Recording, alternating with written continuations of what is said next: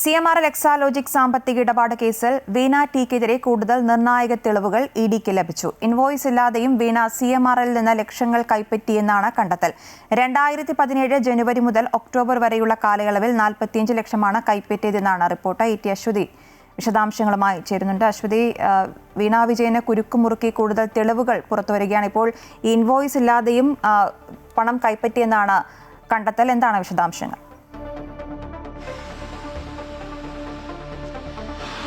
മാസപ്പടി കേസുമായി ബന്ധപ്പെട്ട വിപുലമായ അന്വേഷണമാണ് എൻഫോഴ്സ്മെന്റ് ഡയറക്ടറേറ്റ് നടത്തിക്കൊണ്ടിരിക്കുന്നത്. അതിൽ വീണയെ അടക്കം നേരത്തെ ചോദ്യം ചെയ്തിരുന്നു, ശശിധരൻ കർത്തയെ ചോദ്യം ചെയ്തിരുന്നു. ഇപ്പോൾ വരുന്ന വിശദാംശങ്ങൾ ഇഡിയുടെ റിപ്പോർട്ടിൽ നിന്നുള്ളതാണ്. അതൊരു അഡ്ജുഡിക്കേറ്റിംഗ് അതോറിറ്റിക്ക് ഇഡി സമർപ്പിച്ചിട്ടുള്ള റിപ്പോർട്ടിന്റെ വിശദാംശങ്ങളാണ് ഇപ്പോൾ പുറത്തു വന്നുകൊണ്ടിരിക്കുന്നത്.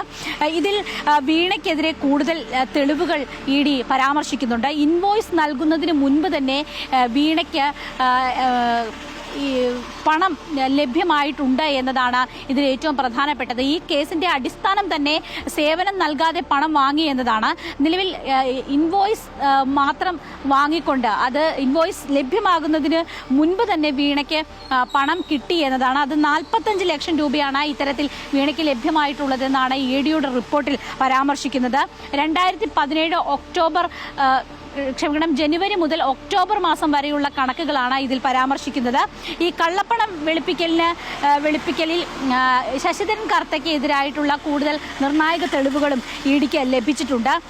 കർത്തയുടേത് സർക്കുലർ പേയ്മെന്റ് രീതിയാണ് എന്നാണ് എൻഫോഴ്സ്മെന്റ് ഡയറക്ടറേറ്റിന്റെ കണ്ടെത്തൽ. അതായത് ഈ ഇൻവോയ്സ് നൽകി ഈ ഇടപാടുകാരുടെ ചെലവുകൾ കാണിക്കും. എന്നിട്ട് അവർക്ക് പണം നൽകിയതിന് ശേഷം അത് തിരികെ വാങ്ങും. ഇതിൽ ഈ ഇടയിൽ നിൽക്കുന്ന ഇടപാടുകാർക്ക് കമ്മീഷനായി കിട്ടുന്നത് 7% രൂപയാണ്. ഇങ്ങനെയാണ് ശശിധരൻ കർത്ത, അതായത് തെളിവുകൾ ഉണ്ടാക്കി പണം പരസ്പരം കൈമാറി അത് വീണ്ടും തിരികെ എത്തിക്കുന്ന ഒരു രീതി. ഇങ്ങനെയാണ് ശശിധരൻ കർത്ത ഒരു സർക്കുലർ പേയ്മെന്റ് രീതിയിലാണ് ശശിധരൻ കർത്ത തട്ടിപ്പുകൾ നടത്തിയിട്ടുള്ളത് എന്നതാണ് എൻഫോഴ്സ്മെന്റ് ഡയറക്ടറേറ്റിന്റെ മറ്റൊരു കണ്ടെത്തൽ. 15 വർഷത്തിനിടെ 182 കോടിയുടെ ക്രമക്കേട് നടന്നിട്ടുണ്ട് എന്നതാണ് ഇഡിയുടെ റിപ്പോർട്ടിൽ ചൂണ്ടിക്കാണിക്കുന്നത്. സ്വന്തം കമ്പനിയിൽ, അതായത് ഈ നിപുണ എന്ന കമ്പനിയിൽ, അത് നേരത്തെ തന്നെ ഈ കളമശ്ശേരിയിലുള്ള കമ്പനിയാണ്, ശശിധരൻ കർത്തയുടെ സ്വന്തം കമ്പനിയാണ്. അവിടെ നേരത്തെ തന്നെ ഇഡി റെയ്ഡ് അടക്കം നടത്തിയിരുന്നു. ഇതിന് മുൻപ് ഇഡിയുടെ വലിയ ഒരു റെയ്ഡ് 7 സ്ഥലങ്ങളിലായിട്ട് ഒരേ ദിവസം റെയ്ഡ് നടത്തിയപ്പോൾ ഈ നിപുണയിലും സമാനമായ രീതിയിൽ റെയ്ഡ് നടത്തിയിട്ടുണ്ടായിരുന്നു. അവിടുന്ന് കിട്ടിയ വിശദാംശങ്ങളും ഒപ്പം തന്നെ ശശിധരൻ കർത്തയുടെ മൊഴികളുടെയും കൂടി അടിസ്ഥാനത്തിലാണ് ഈ റിപ്പോർട്ടിൽ ഇഡി ഇക്കാര്യങ്ങൾ പരാമർശിക്കുന്നത്. സ്വന്തം കമ്പനിയിലേക്കും കർത്ത ഇത്തരത്തിൽ ഇങ്ങനെ ലഭ്യമായിട്ടുള്ള പണം കൈമാറിയിട്ടുണ്ടെന്നാണ്. ഇതെല്ലാം തന്നെ നടന്നിരിക്കുന്നത് ഓഹരി ഉടമകൾ അറിയാതെയാണ് എന്നും ഇഡിയുടെ ഈ റിപ്പോർട്ടിൽ പരാമർശിക്കുന്നു. ചരക്ക് നീക്കത്തിന്റെ ചെലവെന്ന പേരിലാണ് ട്രാൻസ്പോർട്ടർമാരുടെ അക്കൗണ്ടിലേക്ക് ആദ്യം പണം നൽകുന്നത്. അതിനുശേഷം ഈ അക്കൗണ്ടിൽ നിന്ന് പിൻവലിച്ച് CMRLന്റെ ഉന്നത ഉദ്യോഗസ്ഥർക്ക് ഈ പണം കൈമാറും. ഈ ട്രാൻസ്പോർട്ടർമാർക്ക് 7% കമ്മീഷൻ ലഭിക്കും. ഇതാണ് ഇതിന്റെ ഒരു രീതി.